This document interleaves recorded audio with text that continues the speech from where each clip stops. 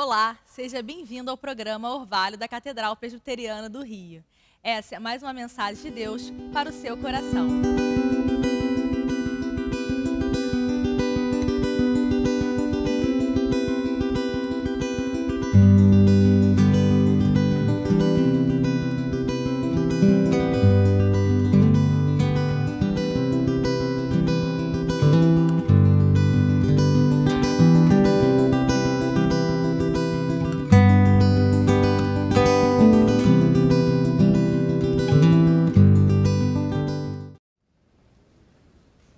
Durante o ano de 2013, como igreja, por aprovação da equipe pastoral e do conselho da igreja, nós estamos tratando da pessoa amorável de nosso Senhor e Salvador Jesus Cristo. E o tema escolhido para este ano de 2013 foi este: o Jesus da história e o Cristo da fé.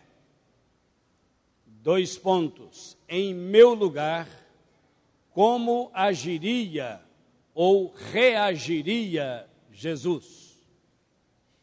Durante este bimestre de julho e agosto, nós vamos analisar Jesus Cristo e os excluídos, especialmente sublinhando os valores do reino de Deus. Quero que você, por gentileza, abra de novo a sua Bíblia, se você a fechou, no Evangelho de Lucas, no capítulo 7, versículos 36 a 50, onde nós temos esse tema: a pecadora que ungiu os pés de Jesus, porque Jesus Cristo lidou de uma forma caridosa com os excluídos. Poderia até mesmo dizer que Jesus incluiu os excluídos, tratou-os com dignidade. Quando você trata uma pessoa com dignidade, mesmo ela estando agindo errado, ela começa a se comportar com dignidade. Pois Jesus agiu assim, porque ele estava implantando os valores do reino de Deus na terra, os valores do reino dos céus entre nós os homens. Então, aquela pecadora que ungiu os pés de Jesus era duplamente excluída. Primeiro, porque ela era mulher. E as mulheres, nos tempos bíblicos, elas eram consideradas como propriedade do marido. A mulher não tinha muitas liberdades, não tinha vez e às vezes não tinha nem voz. Foi Jesus quem veio resgatar à mulher os seus direitos e elevou a mulher à dignidade de mãe do Verbo de Deus. A partir do momento da encarnação de Deus em Jesus Cristo, no útero de uma mulher, a mulher cresceu em dignidade. Isso foi tão forte que o próprio anjo Gabriel disse: salve, agraciada, o Senhor é contigo, bendita és entre todas as mulheres, e bendito é o fruto do teu ventre, Jesus. Isso é bíblico. E quando Jesus, fazendo milagres, ensinando os valores do reino, de repente, do meio da multidão, alguém diz: bendita seja aquela que te deu a luz. Então, na verdade, cresce o respeito à figura da mulher, de tal maneira que eu não tenho a menor dificuldade de dizer que eu gostaria que todas as crianças, meninas, todas as adolescentes, todas as jovens, todas as mulheres imitassem o exemplo de pureza e de dignidade da mãe de Jesus. Então, prestem bem atenção como foi importante esse gesto de Jesus. Por ser mulher, ela já era olhada assim de lado. Mas só tem uma coisa: ela era pecadora e os outros sabiam. Pecadora conhecida, explícita. Tem muita gente que é pecador enrustido, ninguém fica sabendo. Ai, se abrisse as nossas mentes e os nossos olhos se tornassem 2 projetores e tudo aquilo que você tem feito de errado projetasse numa tela nesta reunião, eu tenho a impressão que sairia muita gente correndo. Já que começou a projeção, tampo meus olhos, sai depressa. Mas esta era uma pecadora explícita. Todos sabiam. Mas só tem uma coisa. Ela era uma pecadora arrependida e perdoada por Jesus, e muito bem perdoada. Guarde isso no seu coração. Era uma mulher perdoada. Observemos pela narrativa, primeiro na casa de Simão o fariseu, Jesus foi convidado. Ele não apareceu, ele foi convidado. E quando ele entrou e assentou-se à mesa, e os outros convivas, só para a gente compreender, no Oriente, quando se assentava à mesa, não era como nós assentamos à mesa. Era, na verdade, um banco pequenininho, e a pessoa deitava literalmente, ela fazia isto, deitava, se apoiava naquele banquinho e comia dessa maneira aqui. Onde é que estão os meus pés? Lá para trás, que você vai ver na narrativa de que a mulher pecadora chegou por detrás. E sem estar deitado aqui, os meus pés lá para trás, você talvez não entendesse a narrativa. E tem outra coisa, não vou tirar o sapato não, mas tiraram as sandálias. Então o pé ficava limpinho, à disposição. Então você já entendeu, quando ele assenta à mesa, não é fácil levantar não, viu? Mas a gente levanta de um salto. Aquela mulher chegou por detrás,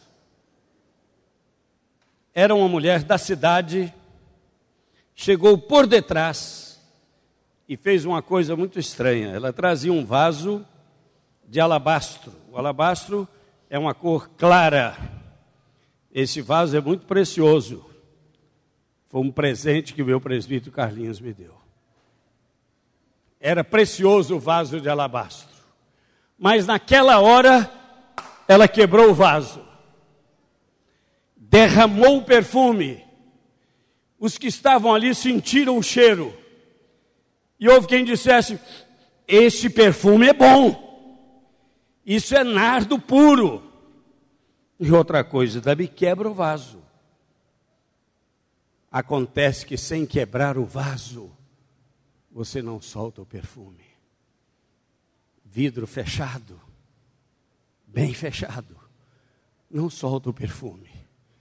Deixe a sua vida ser quebrantada e quebrada na presença de Deus, para que de você possa sair o bom perfume de Cristo. Isto aqui é necessário, a gente compreender a palavra. Pois bem, aquela mulher chegou por detrás, quebrou o vaso, o perfume encheu a casa. E imediatamente houve uma objeção dos discípulos. Por que esse desperdício? Esse perfume podia ter sido vendido por 500 denários. O denário era o salário de um dia de um trabalhador. Eu coloquei a R$50 o dia, que hoje nem faxineira trabalha por R$50. Então, na verdade, 500 denários significaria dos 25 mil reais. Mais o vaso é baratinho, mas estava incluído no preço.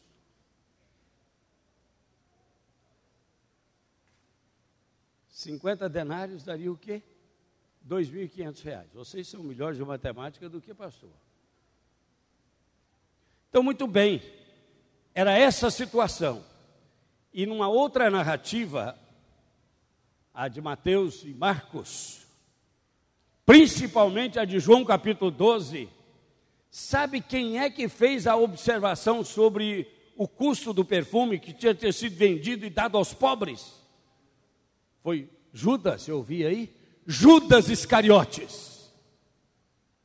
E aí João diz o seguinte: ele falou isto não porque tinha cuidado dos pobres,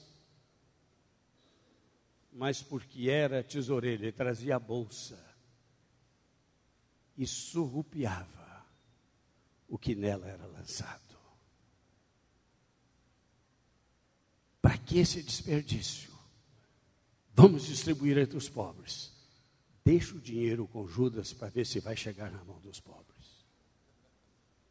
E Jesus disse: os pobres sempre os tendes convosco, mas a mim nem sempre tendes. Não molestem essa mulher. Ela praticou uma ação que será lembrada em todo o mundo onde o evangelho for pregado.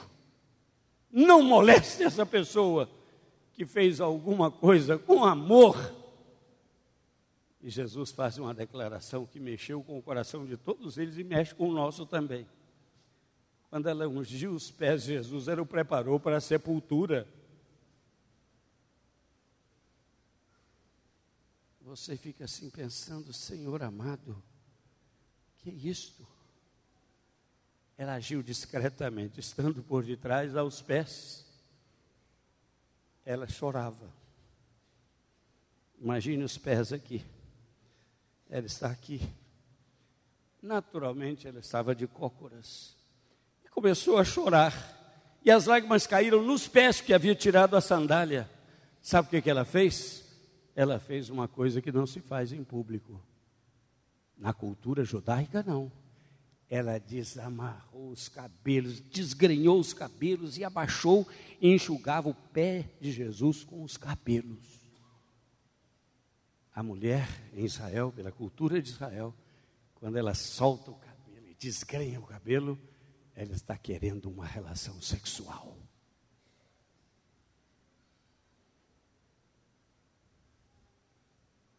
Ela não se preocupou com a cultura. Ela enxugou os pés de Jesus com seus cabelos, derramou o perfume nos seus pés e beijava os pés de Jesus. E beijava os pés de Jesus várias vezes. Ah, meus irmãos, fariseu é uma tristeza. O fariseu fez a seguinte observação sem falar, só pensou. Você já encontrou gente que não fala, mas pensa? Só que quando ela pensa, você sente que ela pensou. Então o fariseu olhou. Se esse fosse profeta, ele ia saber, desconfiar, perceber quem e qual é esta mulher que está aí ungindo os pés dele. E Jesus, lendo o pensamento, Jesus sabe o que vai no profundo do nosso ser. Ele só pensou, ele não falou. Jesus diz assim: Simão, o que é, mestre? Eu tenho uma coisa para dizer-te. Formalmente. Dize-a, mestre. Ele conta uma parábola que você ouviu aí. A parábola do credor compassivo, misericordioso, perdoador. Certo credor tinha 2 devedores. Um lhe devia 500 denários. O outro 50. O denário, um dia de trabalho, como já falamos. Ele perdoou a ambos. Nenhum dos dois podia pagar. Simão, qual dos dois o amará mais? O fariseu legalista respondeu de pronto: suponho que é aquele a quem mais perdoou. Aí Jesus arrumou-se no seu lugar e disse àquela mulher: Simão, vês esta mulher? Eu entrei em tua casa, Simão, e tu não me deste o ósculo, saudação de boas-vindas. Tu não me deste água para lavar os pés. Simão, preste atenção. Você não teve o gesto de hospitalidade oriental. Mas esta mulher, Simão, lavou-me os pés com as suas lágrimas e os enxugou com os seus cabelos. Simão, esta mulher beijou os meus pés várias vezes. Imagine se você fosse o anfitrião. Cheguei aqui como um convidado seu, Simão, fariseu.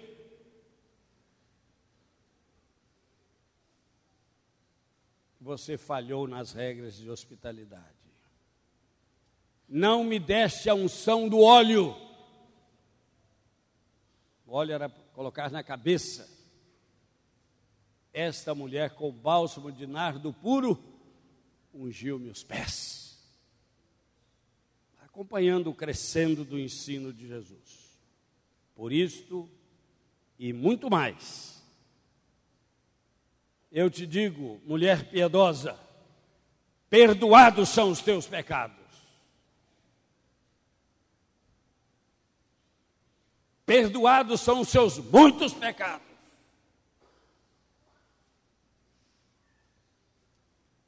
E mais, minha filha, minha ovelha, minha discípula, quero dizer para você, aonde for pregado o evangelho em todo o mundo, será lembrado o que você fez, para testemunho da sua memória. Talvez naquele momento Jesus tivesse olhado para os seus discípulos que estavam à mesa, e meus discípulos, especialmente você, Judas Iscariotes, vocês questionaram o gesto dessa mulher. Nós não devíamos fazer isso.